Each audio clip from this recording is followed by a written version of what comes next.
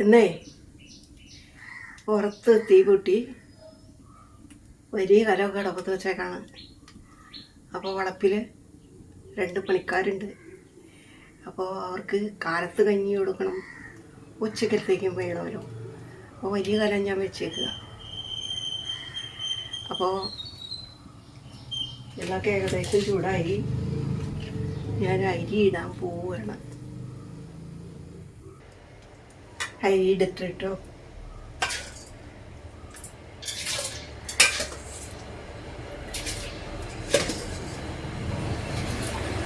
ഒരടപ്പത്ത് കടല അടപ്പത്തിട്ടിട്ടുണ്ട്.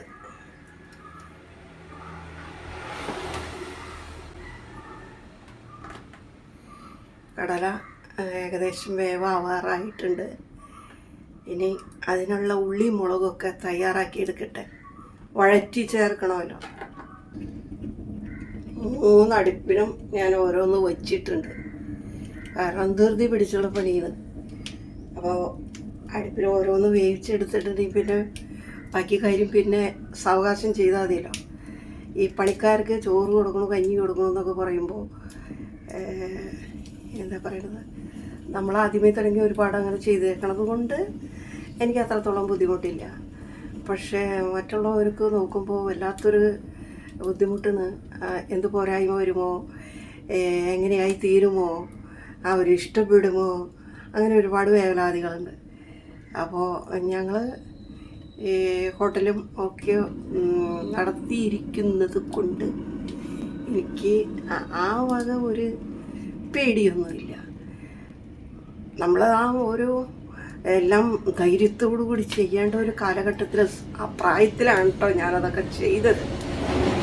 ഈ പ്രായം വന്നതിന് ശേഷമൊക്കെ നമ്മളത് ഇങ്ങനെ ചെയ്യുമ്പോൾ നമുക്ക് ഉള്ളിലൊരു ടെൻഷനാണ് ഒരുപാട് കാര്യങ്ങൾ ചെയ്യുമ്പോൾ. എന്നാലും ഞാൻ ഇതുവരെ പുറത്തുനിന്നൊന്നും ഭക്ഷണം, ഇവിടേക്ക് ആൾക്കാർ വരുമ്പോഴായാലും ഒരു എന്താ പറയണത് വാർക്ക അങ്ങനെയുള്ളത് കാര്യങ്ങളൊക്കെ ഉണ്ടായിക്കണ കാലഘട്ടങ്ങൾ പലപ്പോഴും ഉണ്ടായിട്ടില്ല. അപ്പം ഞാൻ ഒറ്റയ്ക്കാണ് ഈ കറികളെല്ലാനും ശരിയാക്കുന്നത്. എനിക്ക് വേറെ ആരും കൂട്ടുകൂടി ചെയ്യുന്നതിനോടും താല്പര്യമില്ല. അപ്പോൾ എൻ്റെ മൈൻഡ് തെറ്റിപ്പോവും സംസാരത്തിലൂടെ. അപ്പോൾ അത് കാരണം കൊണ്ട് ഞാൻ എല്ലാ കാര്യവും ഞാൻ തനിയെ ചെയ്യുള്ളൂ. കൂടെ ഒരാൾ വന്നാൽ എന്തെങ്കിലും സംസാരത്തിലേക്ക് വിട്ടുപോകും. അപ്പം ഇനി ഇതിനുള്ള വഴികളൊക്കെ ചെയ്യട്ടെ. കടല വേവായി. 2 തക്കാളി അരിഞ്ഞിടാൻ എഴുതിയിട്ടുണ്ട്.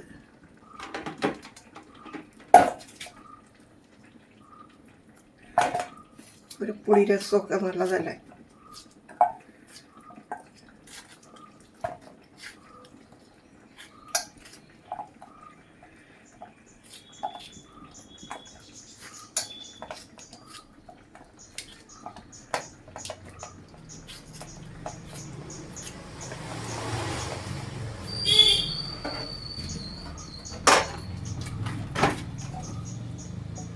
അതുകൂടെ വേവട്ടെ.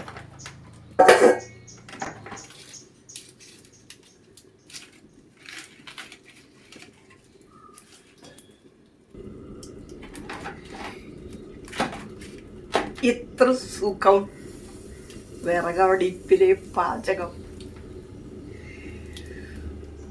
ഒന്നും പറയണ്ട. നല്ല ഒരു എന്താ പറയുക, പഴയകാല ഓർമ്മകളിലേക്കുള്ള ചിന്തകൾ ഉയർത്തുന്ന സംഭവം. ഇത് നോക്കിക്കേ, ഇതിന് വിറക് വയ്ക്കാനുള്ള ഒരിടമൊന്നും ഇല്ലല്ലോ. അപ്പം ഇതിൻ്റെ ചൂടും കൂടി ആവുമ്പോൾ ഇത് കിടന്ന് തിളച്ചോളും. പിന്നെ വേറെ പാടൊന്നുമില്ലല്ലോ. കിടന്ന് തിളയ്ക്കണത് നോക്കി, തിളച്ചോണ്ടിരിക്കുക കറി.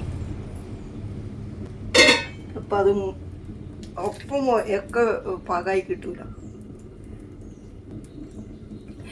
ഞാനേ 2 വേപ്പിൻ്റെ ഇല എടുത്തുകൊണ്ട് വരാമാണ്. ഇതിൻ്റെ അപ്പുറയാണ് വേപ്പ് നിൽക്കുന്നത്. വളഞ്ഞു പോയി എടുക്കണം. അപ്പം ഇത് എടുത്തിട്ട് വരട്ടെ കേട്ടോ.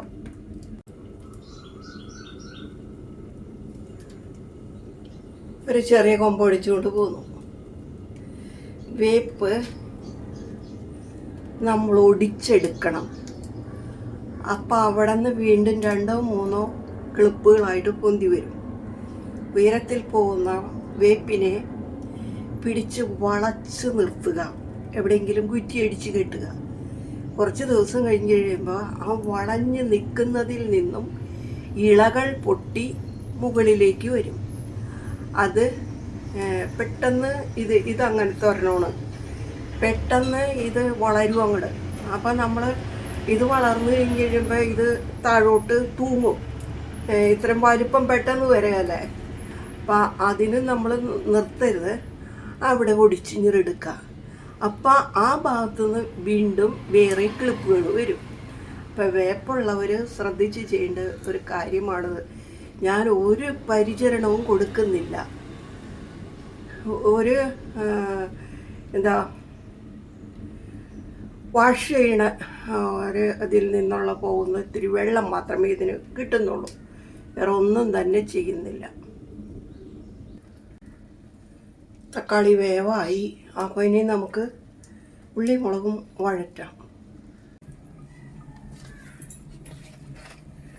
കടലക്കറി ഉണ്ടാക്കാനായിട്ട് ഞാൻ ചട്ടി അടപ്പത്ത് വെച്ച് വെളിച്ചെണ്ണ ഒഴിക്കാൻ പോവുകയാണ്.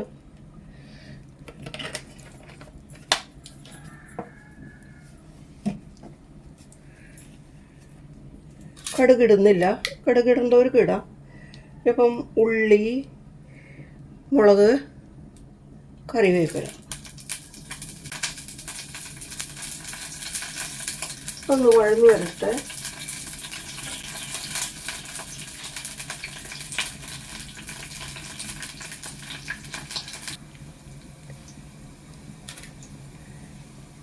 മല്ലിപ്പൊടി, മുളക് പൊടി, മഞ്ഞൾപ്പൊടി ഇടുകയാണ്.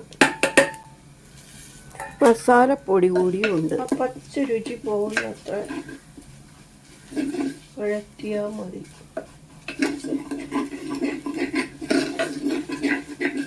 ഇനി നമുക്ക് കടല വെന്തതിട്ട് കൊടുക്കാം. കരിയരുത്. ഇത്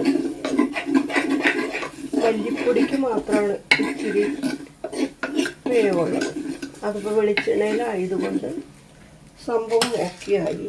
കടല ഇട്ട് കൊടുക്കുകയാണ്.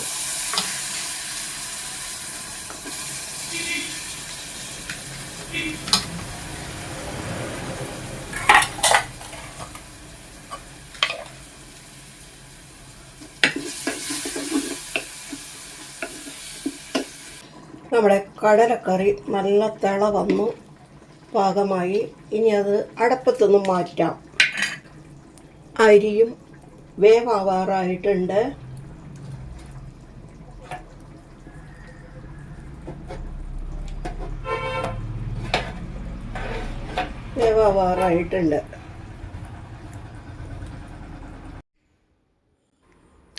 ഇനി ഒരു തോരനാണ് ഉണ്ടാക്കുന്നത്. വാഴപ്പിണ്ടി തോരൻ. വൻപയർ ചേർത്തിട്ടാണ് ഉണ്ടാക്കുന്നത്. പിണ്ടി ഞാൻ അരിഞ്ഞ് അത് വേവിച്ചും വെച്ചിട്ടുണ്ട്. തേങ്ങ ചതച്ച് വെച്ചിട്ട്. വാഴപ്പിണ്ടി തോരൻ ഉണ്ടാക്കാൻ വേണ്ടിയിട്ട് ചട്ടി അടപ്പത്ത് വെച്ചു, വെളിച്ചെണ്ണ ഒഴിച്ചു, കാഞ്ഞു, കടുകിട്ട് പൊട്ടി. ഇനി ഉള്ളി ഇടാൻ പോവുകയാണ്.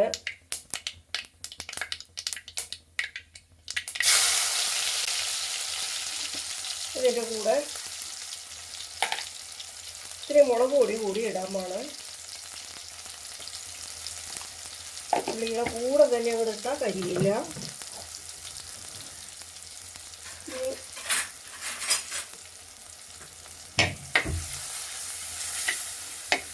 ചെറിയ തിരിയാണ് കേട്ടോ. കറിവേപ്പില ഇട്ടു. വേവിച്ച് വെച്ച പയറിന് ഇടണം കേട്ടോ. ഇത്തിരി ഉള്ളൂ ഇടുന്നുള്ളൂ.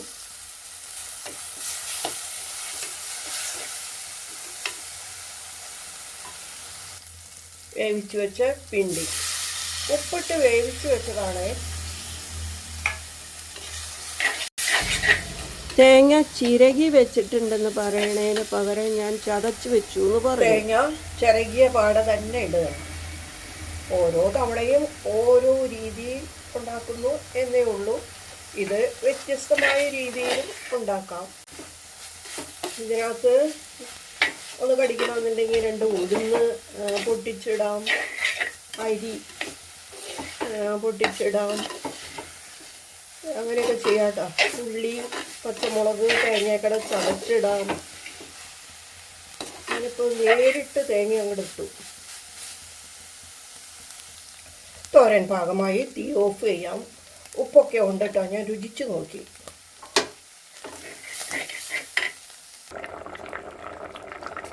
കപ്പ പുഴുങ്ങാനായിട്ട് അടപ്പത്ത് വെച്ചിരിക്കുകയാണ്. ഏതാണ്ട് വേഗമായിട്ടുണ്ടാകണം, ഒന്നുകൂടി ആകണം. ഈ പാത്രത്തിൻ്റെ അടിഭാഗം ഒരു കൂർത്ത പോലെയാണ്. കുറച്ച് നാളായി കപ്പ പുഴുങ്ങിയിട്ട്.